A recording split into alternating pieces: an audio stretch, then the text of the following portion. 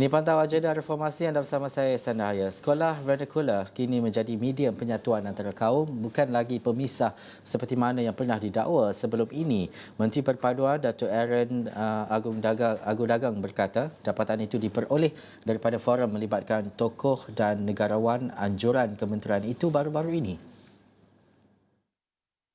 Lepas kita mengadakan satu wacana dan forum pembahasan antara tokoh-tokoh negarawan, didapati sekolah vernacular sekarang tu memberi manfaat kepada kalau orang-orang yang bukan Cina, bukan India, especially orang Melayu, dia sekarang belajar di sekolah Cina, belajar di sekolah India.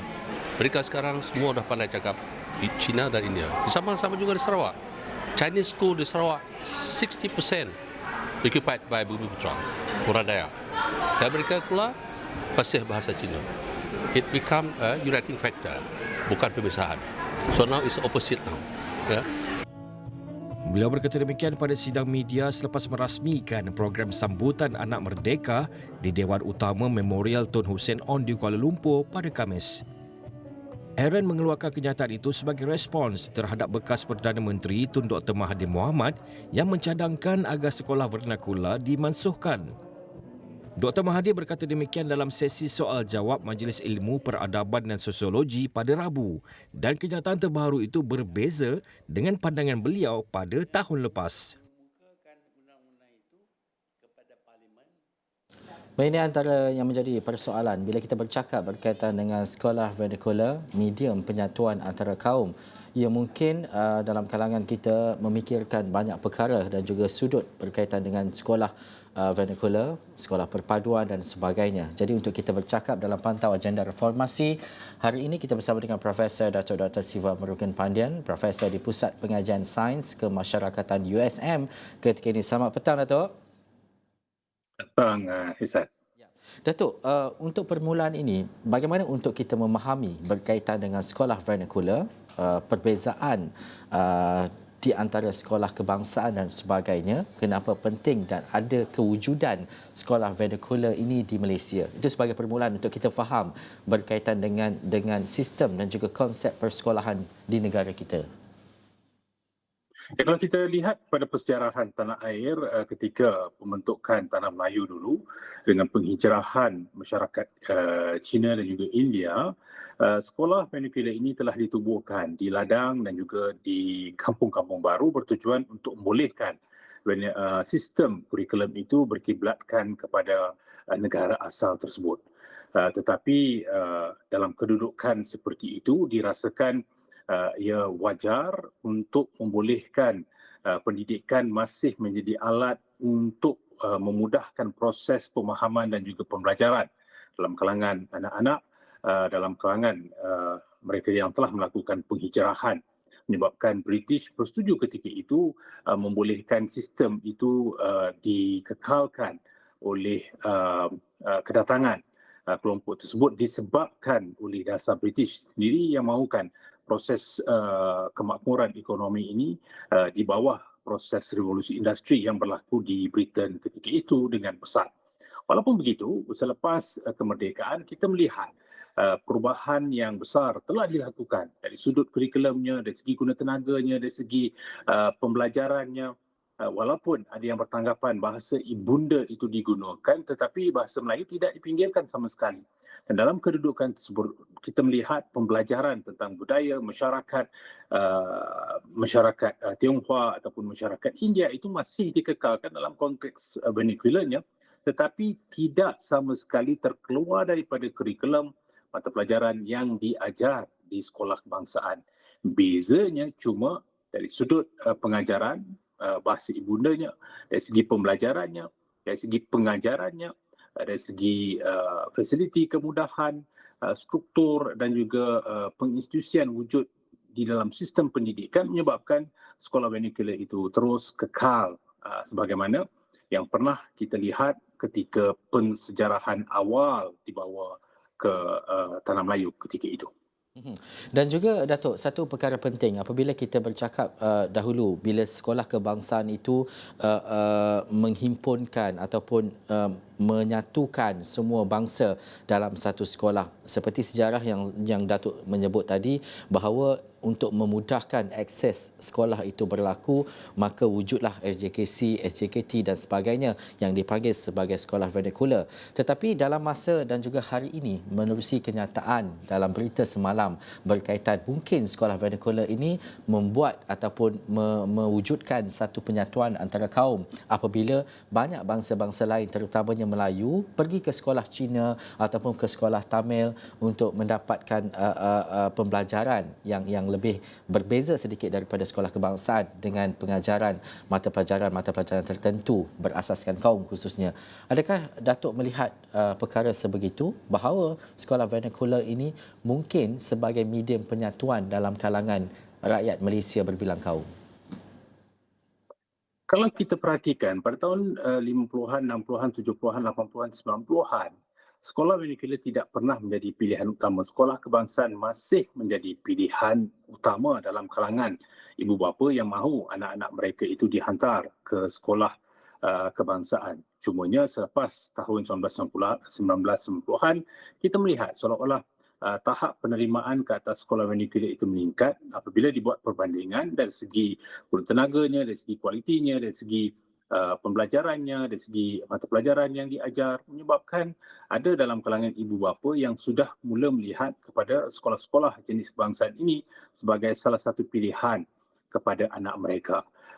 Menyebabkan ramai dalam kalangan anak-anak yang beretnikkan Melayu dan juga beretnikkan India ini masuk ke sekolah jenis kebangsaan Cina misalnya, untuk melihat bahawa ini merupakan satu nilai tambah kepada diri mereka dari sudut pembelajaran budaya masyarakat yang lain, dan juga mempelajari bahasa itu sendiri memberikan satu kelebihan kepada mereka. Lantaran itu, kita melihat seolah-olah sekolah-sekolah ini mula menjadi pilihan kepada mereka. Tapi saya percaya dalam konteks kontestasi untuk melihat sama ada sekolah vernacular lebih baik daripada sekolah kebangsaan, saya rasakan itu bukan persoalan. Yang persoalan asas yang perlu kita lihat adalah bagaimana sebenarnya kita masih mahukan sekolah kebangsaan menjadi penyatuan kepada semua pelajar. Dan bagaimanakah memperkasakan sekolah kebangsaan ini agar ia menjadi satu-satunya pilihan tanpa melihat kepada soal sama ada perlu menutup sekolah vernacular atau tidak. Apabila sekolah kebangsaan menjadi pilihan utama dalam soal perpaduan, dalam soal pembelajaran, pengajaran, maka sekaligus itu akan meningkatkan kualiti dan juga penerimaan ke atas sekolah kebangsaan. Kini kita melihat ada satu penemuan kajian baru bahawa seolah-olah sekolah jenis kebangsaan menjadi tumpuan perpaduan itu barangkali disebabkan oleh peningkatan pelajar Melayu dan juga India yang masuk ke sekolah jenis kebangsaan Cina. Jadi di situ kita lihat seolah-olah wujud satu lagi telapak baru untuk penyatuan sosial, untuk kesepaduan sivik yang memungkinkan pelajar itu turut belajar tentang budaya-budaya masyarakat lain. Tapi saya percaya dalam konteks apa sekalipun, agak sukar untuk menutup sekolah vernacular kerana itu memerlukan keazaman politik yang luar biasa. Malahan kita pernah melihat kerajaan-kerajaan sebelum ini yang mempunyai majoriti sekalipun tidak mempunyai keinginan untuk menutup sekolah vernacular kerana tahu ini juga adalah satu pilihan yang sepatutnya dibuat secara rasional dan praktikal. Tetapi dalam usaha untuk membolehkan sekolah itu terus kekal, bagaimanakah perlu turut diperkasakan sekolah kebangsaan supaya soal perpaduan ini tidak dilihat hanya di sekolah jenis kebangsaan, tetapi juga sekolah kebangsaan sendiri itu menjadi tempat kepada perpaduan, pembentukan identiti nasional supaya masing-masing akan terus mempertahankan ketertinggian perlembagaan, bangga menjadi warga negara ini, dan juga yang penting adalah fasih berbahasa Melayu. Itu adalah alat komunikasi, alat penghubung yang saya rasakan tidak sama sekali dipinggirkan di sekolah vernacular sekalipun. Jadi dalam kedua-dua keadaan kita lihat yang penting adalah identiti nasional itu harus dipertahankan walau di mana-mana jenis sekolah sekalipun, walaupun ramai bertanggapan bahawa perlu ada satu aliran, tapi dalam konteks di mana bukan mudah untuk menutup sekolah vernacular, bagaimanakah kita perlu perkasakan kedua-dua jenis sekolah ini agar sama sekali tidak menjejaskan kedudukan pembentukan identiti nasional, jati diri kita, patriotisme kita, nasionalisme kita ke atas negara kita. Wajah Malaysia itu penting untuk kita lihat dalam mana-mana aliran sekalipun. Memanusiakan Malaysia itu memerlukan 3 nilai besar: faham, hormat, terima. Bagaimana kita cuba memahami dalam konteks kerencaman anekaragaman pelbagai berbilang bangsa, berbilang etnik merentasi Semenanjung, Sabah, Sarawak. Kita harus melihat soal cuba untuk faham, memahami di antara satu sama lain, dan kemudian kita juga harus hormat perbezaan yang wujud. Kita harus raikan perbezaan itu. Itu tidak harus jadikan sebagai satu penghalang ataupun satu liability kepada negara, tapi harus dilihat sebagai satu aset dan akhirnya menerima inilah kedudukan telapak demografi, geografi tanah air, dan sistem pendidikan tidak harus menjadi tempat untuk dipolitikkan, tetapi tempat untuk membolehkan masing-masing memahami aspirasi sebagai seorang yang mempunyai wajah Malaysia. Kita adalah Malaysia, Malaysia adalah kita. Baik kita ni seorang yang berlatarkan Melayu, Cina, India, Kadazan, Iban, Dayak, Dusun, orang asli sekalipun, tapi inilah wajah yang masih wujud dalam kerencaman negara kita. Datuk, ibu bapa sekarang banyak pilihan. Bukan saja kita bercakap berkaitan dengan sekolah vernacular, sekolah kebangsaan, tetapi kita juga ada pilihan untuk hantar anak ke sekolah internasional ataupun sekolah antarabangsa. Tetapi dalam keadaan dan juga situasi, Datuk sering bercakap berkaitan dengan memperkasakan bagaimana untuk menjadikan sekolah sebagai medium yang lebih inklusif, terutamanya dalam membina negara bangsa dan sebagainya. Apa antara perkara-perkara yang perlu dititik beratkan dan dilihat semula dalam sistem pendidikan sekarang ini untuk memastikan bahawa ia dapat diperkasakan, tak kiralah di sekolah peringkat kebangsaan ataupun di SJKC ataupun SJKT sekalipun? Ya, bagi saya yang penting adalah memahami bahawa dalam mana-mana aliran sekalipun, kita tidak boleh berkompromi dari sudut identiti nasional kita. Kita harus melihat bahasa itu menjadi alat penghubung kita. Masing-masing harus menguasai bahasa, baik di sekolah kebangsaan, sekolah jenis kebangsaan, sekolah antarabangsa, sekolah agama, sekolah di mana ada juga kini sudah diadakan di dalam rumah sendiri. Bagaimana masing-masing harus tahu sebenarnya sebagai seorang warga negara yang bertanggungjawab, dari kecil harus dididik, dipupuk, disemai, diajar dengan kedudukan sebagai seorang warga negara yang bertanggungjawab ke atas negara ini. Bermakna bahasa tidak boleh kita kompromi sama sekali dalam kedudukan mana-mana aliran sekalipun. Yang kedua adalah mata pelajaran silang budaya.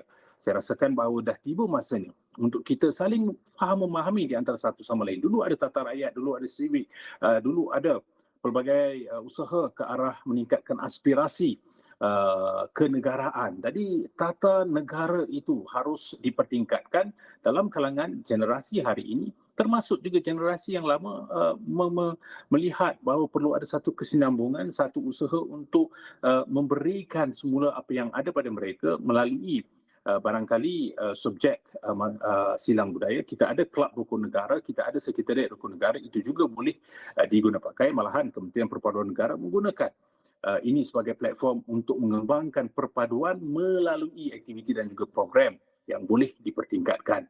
Yang penting juga adalah bagaimana kita harus melihat bahawa dalam apa-apa keadaan sekalipun, kita tidak boleh berkompromi dengan soal kenegaraan. Soal kenegaraan itu penting bagi mana-mana warga negara. Jadi tata cara tentang kenegaraan itu harus dimudahkan pemahaman, iaitu daripada 2 dokumen keramat yang ada dalam konteks negara kita, perlembagaan dan juga rukun negara. Bila kita melihat pada rukun negara, itu sudah menjadi alat yang perlu kita pulihkan semula dari sudut penjenamaan, pemasarannya supaya dekat kepada mana-mana pelajar sekalipun walaupun mengambil ikrar dan sebagainya. Tetapi yang penting adalah bagaimana menjadikan rukun negara itu sebagai bukan saja sesuatu yang difahami ataupun diterap, tetapi harus jadikan sebagai amalan. Bila dilancar pada tahun 1970 itu, Abdul Razak dengan jelas menyatakan bahawa dokumen ini harus menjadi darah daging kita. Dalam soal ini, kalau kita lihat berprinsip ke-5, kesopanan dan kesusilaan, itu memberikan gambaran keikatannya kepada soal kepercayaan kepada Tuhan, prinsip pertama, dan kesemua yang lain itu datang dengan sendiri. Kesetiaan pada raja negara, keluaran perlembagaan, kedaulatan undang-undang, kesemua itu memberikan satu keterangkuman yang padat, komprehensif, holistik, dan bagaimana itu juga harus dikembangkan di sekolah-sekolah supaya pelajar-pelajar memahami bahawa kalau dulu ianya ada di belakang buku nota mereka, walaupun mereka dulu dipukul, diherdik kerana tidak menghafal sifir, tapi dah tiba masanya rukun negara yang terletak di atas sifir itu diangkat kepentingannya dalam soal agar di mana saja kita berada, di dalam sekolah kebangsaan, sekolah pelbagai aliran yang lain, soal-soal ini tidak sama sekali dikompromi ataupun dikorbankan oleh ibu bapa. Ya. Bila kita bercakap berkaitan dengan tidak boleh dikompromi dan sebagainya, hal-hal dan juga isu kenegaraan yang mungkin bermula daripada sekolah, ini kita akan lanjutkan dan juga saya akan bertanyakan kepada Datuk nanti untuk melihat kepada keadaan dan juga landscape keseluruhan apa yang jadi terhadap rakyat Malaysia hari ini dalam kita mempelajari hal-hal dan juga isu kenegaraan ini. Baik, kita nak berhenti rehat dulu Datuk. Kita kembali selepas ini dalam Pantau Agenda Reformasi.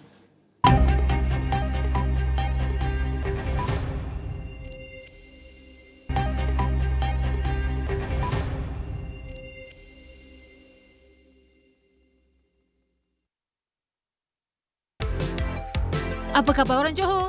Jelajah JUSME akan menemui anda di Johor. Pelbagai aktiviti menarik menanti anda. Ada sesi bengkel oleh Unify Business dan TikTok Shop Malaysia, perkongsian ilmu oleh Engs Popcorn dan Bos Ijat. Jangan lepaskan peluang jika anda ada idea untuk berbisnes. Sesi saya jual dibuka untuk semua dan banyak lagi. Jumpa anda di Toppen Shopping Centre JB pada 2 dan 3 September ini. Untuk info lanjut, layari www.jiwasme.com.my. JUSME, gelanggang inspirasi usahawan. Baik, kembali dalam Pantau Agenda Reformasi, kita bercakap berkaitan dengan Sekolah Vernacular, medium penyatuan antara kaum, yang mana Profesor Datuk Dr. Siva Murugan Pandian, Profesor di Pusat Pengajian Sains Kemasyarakatan USM, masih lagi bersama-sama saya menerusi dalam talian ketika ini.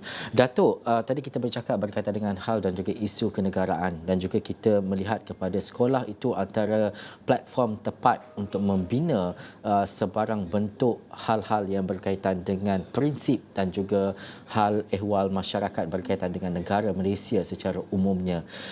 Tetapi dalam masa yang sama, kita mencari ataupun melihat kepada perkara yang paling mudah. Mungkin ada lepasan sekolah yang tidak tahu bercakap ataupun bertutur dalam bahasa kebangsaan contohnya. Adakah hal-hal ini antara kelompongan yang perlu dilihat di peringkat pengajian dan juga pendidikan bahawa isu-isu seperti ini tidak seharusnya berlaku dalam kalangan rakyat Malaysia, Datuk? Ya, saya setuju bahawa alat penghubung terbaik adalah bahasa Melayu sebagaimana yang sudah termaktub di bawah perlembagaan di bawah Perkara 152 dan itu juga salah satu identiti yang ada pada diri kita.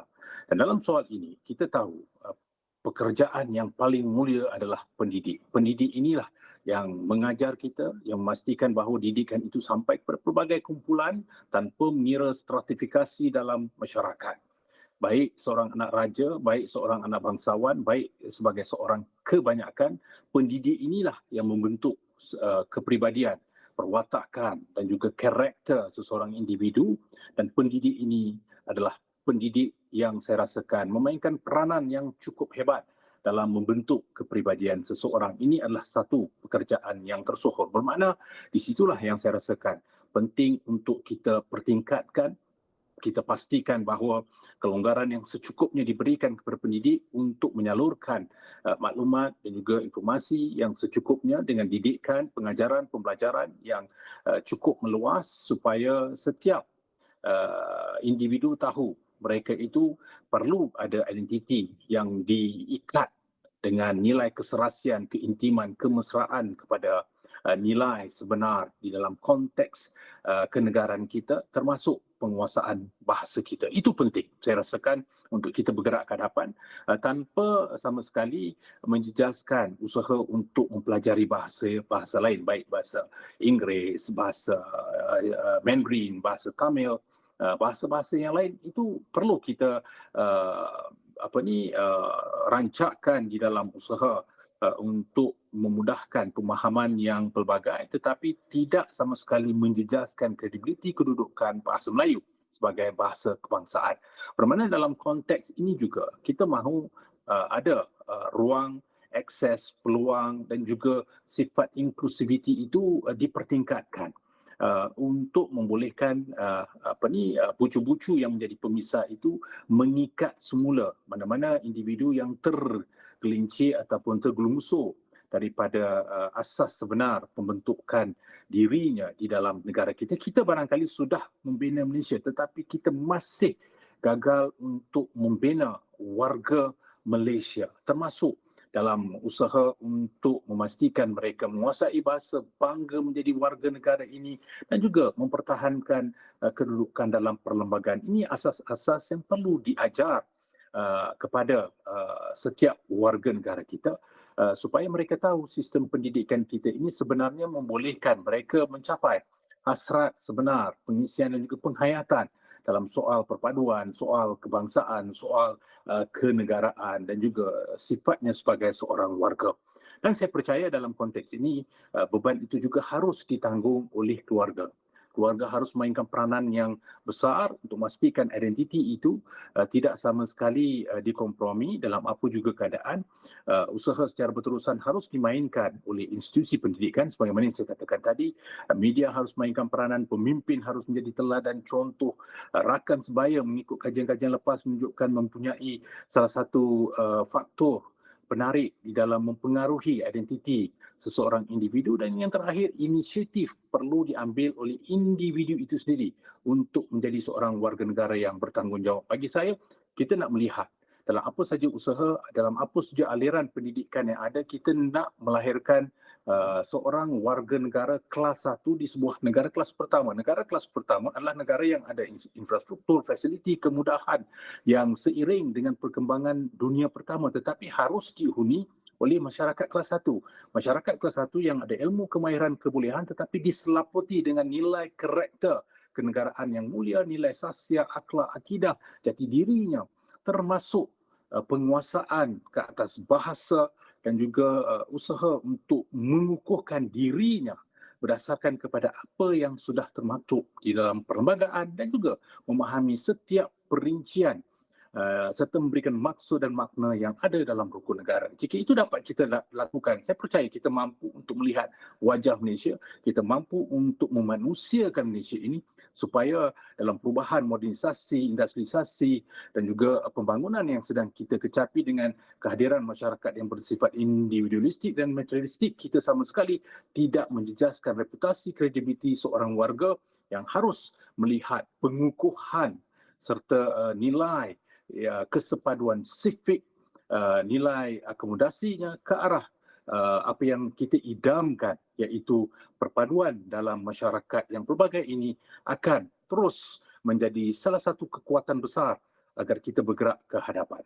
Ya, Profesor Datuk, bagaimana sebenarnya untuk kita mewujudkan kebersamaan sekiranya masyarakat dalam kalangan berbilang ini masih ada persepsi dan juga membina sentimen terhadap sesuatu kaum. Ini berkaitan dengan jati diri dan ini tidak diajar dan tidak ada dalam silibus. Bagaimana untuk kita perhalusi perkara ini, Datuk? Mungkin dalam 2 minit. Dalam mana-mana individu daripada yang pelbagai latar ini, saya percaya ada nilai-nilai persamaan. Nilai persamaan itulah yang harus kita angkat berdasarkan kepada nilai kemanusiaan, nilai keihsanan. Dan saya percaya fitrah manusia dilahirkan yang pelbagai, bersuku, berpuak, berbangsa untuk saling kenal, mengenal di antara satu sama lain. Maka kita juga memerlukan setiap ejen sosialisasi memainkan peranan mereka. Ia bermula dalam keluarga. Kita tidak meminta mereka untuk menyanyikan lagu negaraku ataupun belajar tentang perlembagaan di rumah. Tetapi setiap perkara yang kita lakukan itu menunjukkan ada elemen-elemen tersebut dalam konteks amalan kita, dalam usaha untuk kita menerap apa saja yang kita lakukan. Begitu juga dengan ejen sosialisasi yang lain. Kita melihat kepentingan sistem pendidikan, kita melihat kepentingan media, kita melihat kepentingan agensi-agensi berwajib untuk meneruskan apa saja agenda itu secara berterusan, bukan bermusim.